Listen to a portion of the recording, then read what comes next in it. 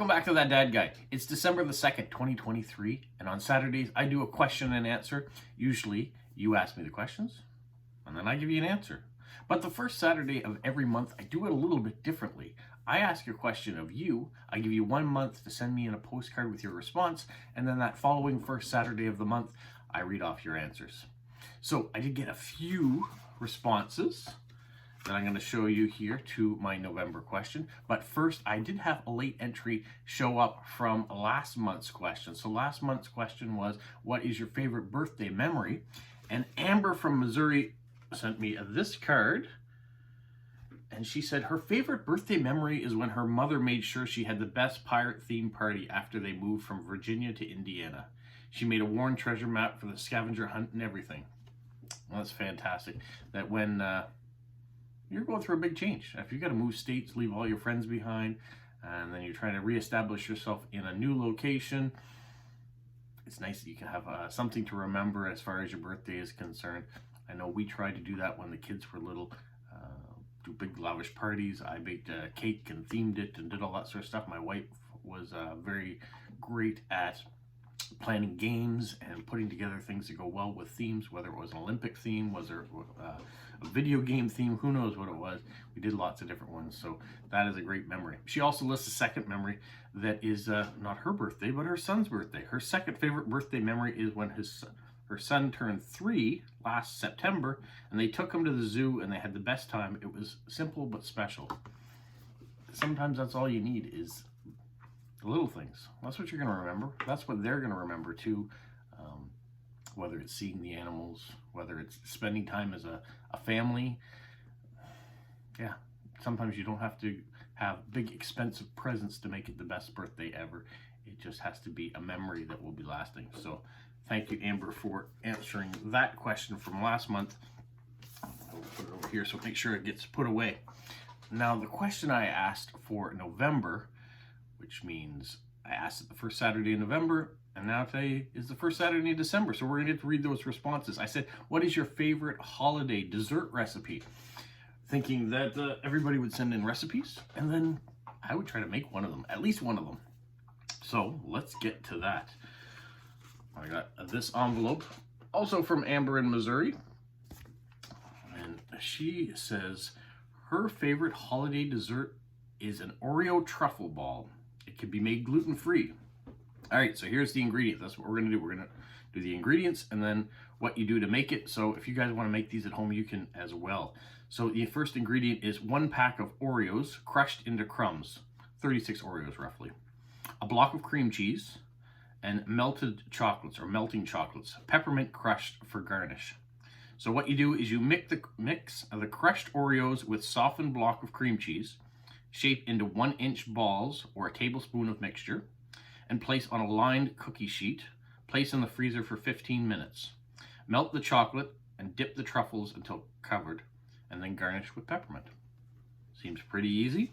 Sounds delicious. So there's recipe number 1. All right, the next I got this envelope that came from Lila in Maryland, and she wrote, make sure you get it out here, she sent this Christmas card, and she said these cookies are her favorite. They come out soft but harden when they cool. They are fudgy goodness. So Lila, she sent it on a separate piece of paper, the recipe. So they're called chocolate drops. All right, so the first 2 both are chocolate already, so I love this. Ingredients: 1 can of sweetened chocolate, 1 can of condensed milk. I'm throwing chocolate in there by accident. So 1 can of sweetened condensed milk, 1 12-ounce bag of chocolate chips, or roughly 2 cups, 2 tablespoons of butter, and 1 cup of flour. So what you do is you melt the chocolate chips, the butter, and the milk put the butter and the milk in top of a double boiler. So you guys know what a double boiler is, the pot with water at the bottom and the top with the holes on the top. So not the holes on the top. 2 pots, water in the bottom, heats the one on top. All right, you guys know this already, but so you put that in the double boiler. When melted, remove from the heat and stir in flour. Drop by teaspoons of ungreased Holy, I'm having a hard time reading today. Drop by teaspoons full of ungreased onto an ungreased cookie sheet. Bake for 350 for 5 minutes. They should still be quite soft. So it doesn't take a lot of time to cook the cookies. 5 minutes, that's it. And you want it on an ungreased cookie sheet. All right, we're gonna try these. Someone's getting to try. Maybe all of them are getting to try. They sound delicious. So thank you, Lila, for that one. All right, the next card is this one here. This comes from Sam in Illinois. So far, all my responses are coming from the United States. All right. So it says, Rob, my family always makes a ton of cookies every Christmas. Think multiple batches of at least 5 or 6 varieties. These are some of her favorite. All right, the first one is called, well, the one she has here is called Kisses in a Cloud. So the ingredients are 2 egg whites, 1/8 of a teaspoon of salt, 1/8 of a teaspoon of cream of tartar, 3/4 of a cup of sugar, 6 ounces of chocolate chips, and 1/2 teaspoon of vanilla. And this will make 25 cookies. So the method, you beat the egg whites until foamy, add salt and cream of tartar, continue beating until you have a medium to stiff peaks. Add sugar, 2 tablespoons at a time, beating after each addition. Fold in the chocolate chips and vanilla. Drop teaspoons full onto a parchment-lined baking sheet. Bake at 300 degrees Fahrenheit for 25 minutes. Enjoy. And there's the stamp. So those sound good too. Kisses in a Cloud. All right, the last one I have comes in this really nice Star Wars card. And it has a pull-away recipe on the back. I haven't opened it yet, so I'm not even sure what it is. But this comes from Robert in New Mexico. And there are the stamps. They were pen canceled, unfortunately, Robert. So the recipe I'm sending you is just one of my favorites. I have plenty more. All right, so one of his favorite recipes. It's called the Fruit Empanadas. Empanadas.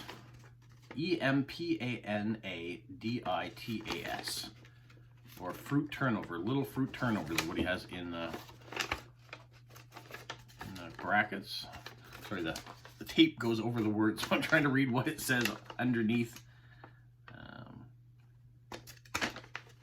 It says it has a 5-star rating. It serves 24. All right, the ingredients. 1 pound of dried plums or apricots or peaches, or a combination of them, cooked. A cup of sugar. 3 tablespoons of ground cinnamon. 1/2 tablespoon of nutmeg.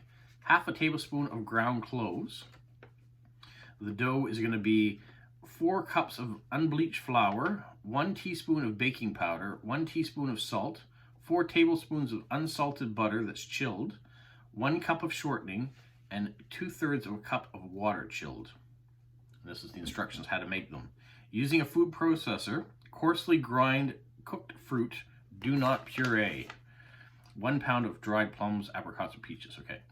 Number 2, transfer to a bowl, add sugar and spices. So add the 1 cup of sugar, 3/4 of a teaspoon of ground cinnamon, 1/2 teaspoon of nutmeg, and 1/4 teaspoon of ground cloves. Then in a separate bowl, sift flour, baking powder, and salt together. So that's the 4 cups of unbleached flour, not beached, 1 teaspoon of baking powder, and 1 teaspoon of salt. 4-step, cut in butter and shortening, add water, knead lightly to form a ball. So 4 tablespoons of unsalted butter, 1 cup of shortening, and 2/3 of a cup of water is what you're adding there. Step 5, cover with plastic wrap, chill in the refrigerator for at least 20 minutes. Preheat your oven to 375 degrees Fahrenheit. Step 7, roll out the dough on a lightly floured surface to 1/8 of an inch thick. Cut the dough into round pieces 3 inches in diameter. Roll out each round piece into about a 4.5 inch in diameter. Step 8, fill with a heaping tablespoon of the filling. Dip fingertips in cold water to moisten the bottom half of the circle. Fold the dough over dough over the filling and press together with fingertips or a fork. So So you're going to have these half moon shaped filled dough pieces. Place the empanaditas.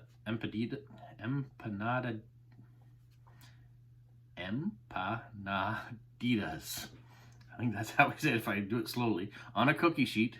Puncture the top of each empanadita twice with a fork. Bake at 375 degrees Fahrenheit for 25 minutes. And then at 400 degrees Fahrenheit for 5 more minutes until golden brown. And it makes approximately 2 dozen 4 1/4 inch cookies or pastries. So there we go. And it says the nutritional facts, 247 calories. That's not too bad. Sounds like there's more work involved in this, but it is a recipe I've never heard of. So I'm definitely gonna consider, I think because there's so few of them, I may even do all of them. We gotta get some time to get in some baking here. I'm hoping I will get that time to do it either through the week or during the week. But what I want you to do now, one, leave me questions for next week, so I have something, and we're gonna talk a bit more about that in a minute. Also, why don't you vote? Leave in your comments, which one of these ones do you want to see me make? Not see me say the title of, because some of them are having more difficulty than other two to do it. But yeah, let me know which one of these recipes you'd like to see me make, and then we can kind of have a voting on which one I should do a video about me making. All right, that being said, I do want to get into giving you the question for next month. Where is it here? All right, so my December question for you, which means it will be revealed on the first Saturday in January, is what is one thing you would like to do in 2024? So we're coming into a new year. The first Saturday in January will be the first Saturday in 2024, so why not make it about, not necessarily a resolution, but it could be a personal or a work thing that you would like to have accomplished. I mean, it could be a resolution. You can say, I want to lose weight. That's usually what everybody wants to do. But it could be something like, I want to visit someone that I haven't seen in a long time before. I want to go to a fair that I haven't been to, or I wanted to always go to. I want to go to Disney World. I want to climb the Eiffel Tower. Who knows what it is, but I do want to hear what it is, because you guys live all around the world, and your expectations of what you want to accomplish next year will be varied based on where you are. So your local attraction to see might be something we've never heard of, or I've never heard of. Maybe it's something that takes place every year in your region of Germany or Spain or Australia, and you haven't done it before, but you wanted to do it. It would be interesting to me to hear about those different things. It could be something more work related. It could be something I hope next year I get I want it to be something that's attainable, not just a hope, but something that you can physically do if you put your mind to it. So whether it be in your personal life or be in your work life, you decide, but that's the question. What is one thing you would like to do in 2024? All right, we'll do that. We'll wait a month to get all your responses back. All you got to do is send it to my address in the description of the video, and every week I remind you about this question and give you a chance to get it in. And so yeah, so let's go back to you leaving questions for me. I think what I want to do going forward, I was going to wait till the 100th video, but I think starting next Saturday, I'm going to do these as live streams by question and answers. So you can get your questions in and leave them the week before, or you can tune into the live stream and ask the questions right there and then. I want to see how many people we get that actually tune in to do it. So let's plan for this, that on Saturday, I'll give you a time. Let's say Saturday at 9 a.m. Atlantic Standard Time. So 9 a.m. That means it's 5 in the morning for those on the Pacific Coast. That's not great. But it does mean early afternoon for those in Europe. And it's best for me. All right, that's what we're going to do. It's a work in progress we're going to do here. I'm going to go live at 9 a.m. Atlantic Standard Time next Saturday and answer your questions on the Q&A. If you happen to be someone who can't tune in at that time and you want to watch it later, you can do that, and you can always leave me a question in this video and I will still answer it next week. We'll do it that way. And then I am also going to look at trying to do another live stream, potentially, during the week that kind of is a little bit later in the day. The last 2 weeks I've been doing them on Wednesdays, and I may continue to do them on Wednesdays and just set a time to say that every Wednesday I will do a live stream at, say, 2 o'clock Atlantic Standard Time. And if you're around to tune in, that's great. If you're at work and you can't tune in, or you're getting up, we're going to work around it. It's going to be a work in progress, and that's what people have said, is they want a set time so they know when to set their schedule to tune in. So next Saturday, there will be a live stream for question and answers. It will be at 9 a.m. Atlantic Standard Time. There you go. And then on Wednesdays, I will let you know whether or not I'm going to do one or not, probably by doing an announcement either on Instagram the day before and say I'm going to do a live stream, or in that video, the last video I do, I will say I'm going to do a live stream and it'll be at this time. So you have to watch the videos or tune in to Instagram if you're on that as well. All right, that's it for today. Thanks for tuning in. And I know there's a bit of confusion about everything, but we're going to work out the kinks. And I'm glad that we are getting as far along here with these questions and answers as we've gone. You know, it's been 100 episodes, 100 weeks in a row. We're going up on almost 2 years. 2 years? Wow, 26. Yeah. Mine. Every Saturday for 2 years I've been doing question and answers. So that's hard to believe. All right, I'm going to stop rambling on.